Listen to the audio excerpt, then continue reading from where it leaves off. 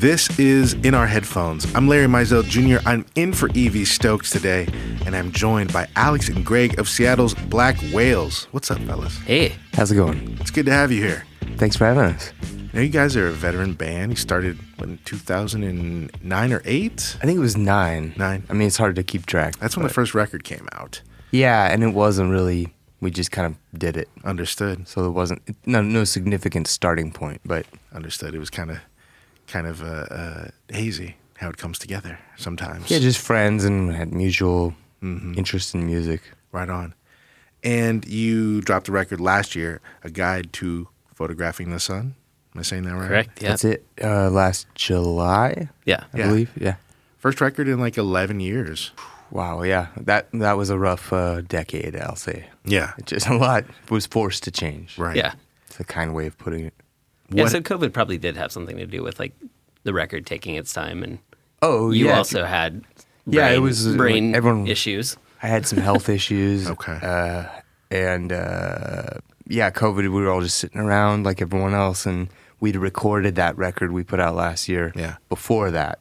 Mm-hmm. And then that happened, and then my brain popped, and then it was like, well, I guess we're done. Yeah. And then I think just out of boredom, we all started chatting, and we're like, I don't really want to be, though. It's still fun. Yeah. I still like writing songs. I do it obsessively, and we already made this thing. We just have to get it over the finish line at this point. So we were like, let's just see how it goes. Yeah. And it's a really good record, and it feels like an Thanks. advancement of the sound. And I mean, I have to ask, I didn't hear about your health problems when you say your brain popped. It was it's what's called an AVM. I only know the acronym. I think it's ulterious.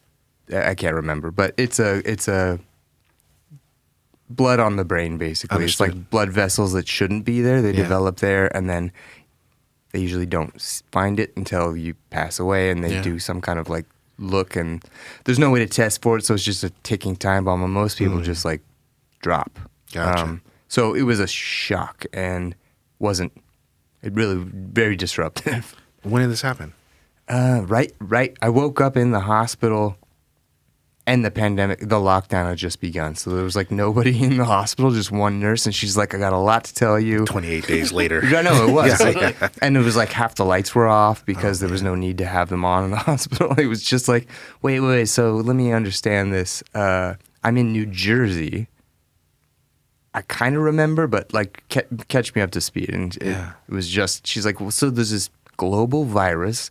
Everyone's been ordered to stay home, and you're here, but you're gonna good luck getting back to Seattle, basically. Wow. It was, and then getting back and having to readjust was a lot. Yeah. That sounds like an epic journey. Were you on tour when this happened or something? Oh no, I was with my wife visiting some family on the East Coast, and I was just getting ready to go out one day, and just lights out. Understood. It was very strange. I'm still like kind of wrapping my head around it all these years later. I'm sure, that the kind of lost time and just the way everything shifted right then must have been really, really shocking. Yeah, for sure. How did that change your engagement with the band and music in general?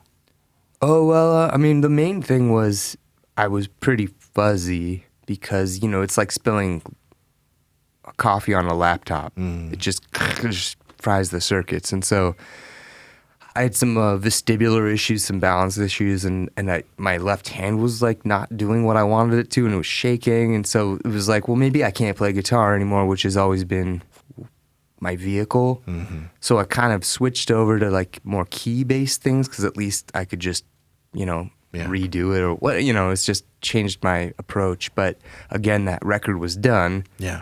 I was just nervous about like when the time comes and someone wants us to like get up and perform it, I have to be ready for that. So it's shifted. I used to be more nonchalant about it. Yeah. And now it's forced me to be more intentional about like warming up, doing, right. Exercises, things like that. But yeah, it's just a cosmic like lightning bolt thing. Yeah. Has that kind of informed the intentionality of where the band is going and what you guys are doing? Do you see that, Greg? Yeah, I mean, I think kind of COVID and that together, it's like it reset everybody in a lot of ways, where it's just like, okay, what am I spending my time doing? Where are my priorities? What's important to me? Yeah. Like the finality, the finite nature of life kind of really Real. hit people really hard. Yeah, and that's a universal. I mean, Yeah. it's changed kind of the things I want to say, if that makes sense. You know, just absolutely. like I don't want to write songs about being in love of already or whatever. You know, it's just like it seems a little too, I don't know, pedestrian or something. It's like I want to talk about life is short or like, you know, just like dealing with that stuff because it's a universal thing. Yeah. It's like the worm at the core. Yeah. Well, thank you. Yeah. One, for sharing. Thank you for being here and keeping going and releasing that record last year, you know. This is about, of course, the music that just you have in your headphones and that gets you through. How much has, one, you know, did listening to music change for you? Did you get attached to certain songs? Did any? Interesting, yeah. Well, I had to, because of the nature of the injury, I had to do significant amount of like MRIs and angiograms, things you have to just lay flat and suffer through. Yeah. And so I think different hospitals had different options, but they would say, do you want music? If you want to bring your music in. So I'd make playlists for these like 2-3 hour days I'd be having and listen to, so there were a lot of just good vibe forward things. It was like less about what I maybe listened to before, less aggressive stuff. Yeah. Just more like dreamy kind of ethereal stuff that just kind of put me in a good headspace. I can't ever pronounce that band's name. Krungbin? Krungbin, yeah. Krungbin, yeah, okay. I've heard it 4 different ways, but yeah, Krungbin. So there was this, I think it had just come out at the time. It was just got me through a lot. It's just like I don't know what they were saying, but I didn't need to, you know. Right. It's just the energy was the right one. And that dreamy quality is absolutely a part of these 2 songs, which I wasn't hip to, but I really appreciate getting put onto them. The first one being Luke Temple's Echo Park Donut. What can you tell me about it? It's a great title. Yeah. Yeah. That was my choice. Nice. So Luke Temple, so I make music as well, Yeah. as the Royal Firecrackers. I have a record coming out in July as Right well. on. But took a bunch of songwriting classes over COVID through this place called School of Song out of Los Angeles. Okay. And it was a really mind-blowing experience to me. Like I was in Kansas City, like working on what was kind of like the bones of these songs 15, 18 years ago. Just trying to, I've always played guitar in other people's bands and stuff like that. So it was a chance for me to like actually put words to paper and commit to that. Yeah. And this School of Song was really magical kind of songwriting school where you get to work on these Zoom classes with different artists. So took a couple from Buck Meek from Big Thief, Scott McMicken from Dr. Dog, Chris Cohen, Robin Pecknold from Fleet Foxes did one. Yeah. His class was amazing. And then Luke Temple, I got to do one with him. Oh, I didn't know he did one. That's cool. Yeah. So I discovered Here We Go Magic, his original band, opening up for Dr. Dog, who I adore. Yeah. And they just blew me away. And they had this just like literally the name's Here We Go Magic. And there is a magical kind of weird ethereal quality to his songwriting. Yeah. So part of me like wanting to take that class was like, I want to get under the hood a little bit and see like, how's this guy function? Because he's a real anomaly to me a little bit. He's a painter. I think he does sculpting too. He just moves all over the place. Like it's really hard to figure him out. Multidisciplinary. In this day of like social media where you're like, I know this person's at Every Thought because they're posting every morning over their oatmeal or whatever. Right. I don't feel like he's that way, and I kind of love that mystery. So yeah, his new record is just incredible. It's like it's really layered, and you kind of don't know where he's gonna go next with it. I love that you had such a close engagement with his songwriting process because I was struck by a couple of lines in that song particularly. Yeah, tell me. He talks about, there's a line that says, in violence there is no romance in real time. Mm-hmm. Oh, that's cool. Yeah, and there's kind of a recurring line about the billionth hand of God. Totally, yeah. And I just thought those were beautiful lines. Yeah. Yeah. There's a lot of music these days that's like wallpaper. Yes, and it just kind absolutely. of exists as like, this is holding space, but you're not engaged with it per se. And what I love about like his music is it's world building. Yeah. Which like I don't know that I always want to listen to music like that. Like I don't always have the brain processor speed to do that.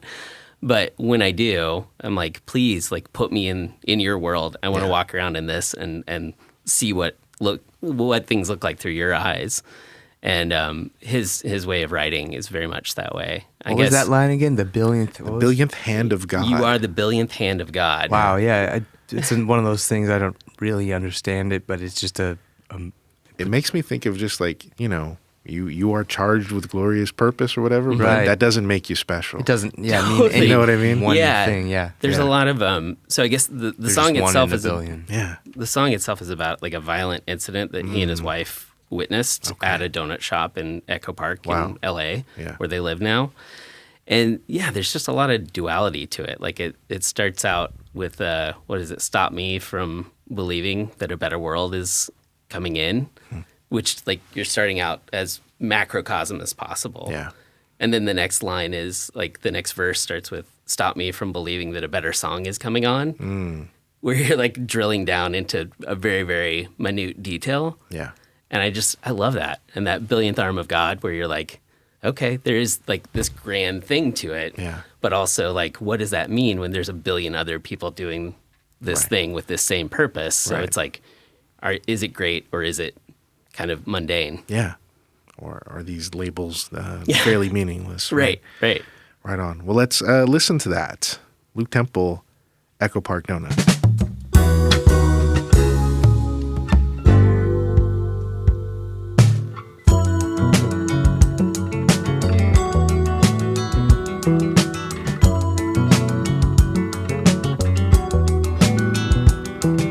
Stop me from believing that a better world is coming on. Streets are kind of skin, some just have to get in. I switch my gaze as LA plays in the haze. Dodgers, blue blood pulsing highway veins.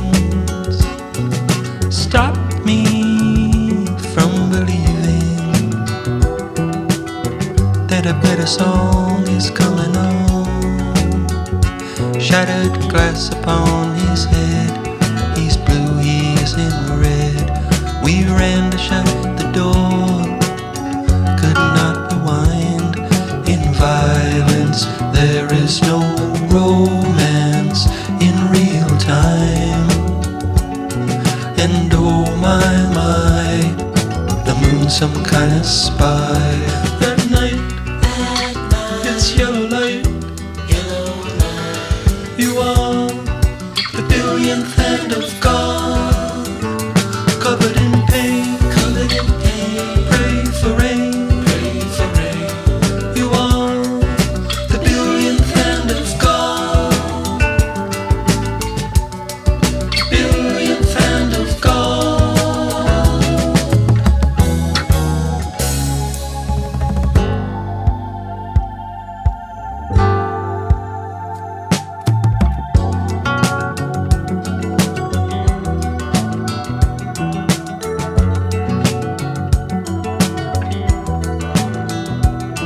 Gotta stop my disbelieving, 'cause I really need your belief in me. I found myself in a region of space I can't see. I've lost my echoes somewhere in the LA basin. The helicopter chops, my echo calls the cops. At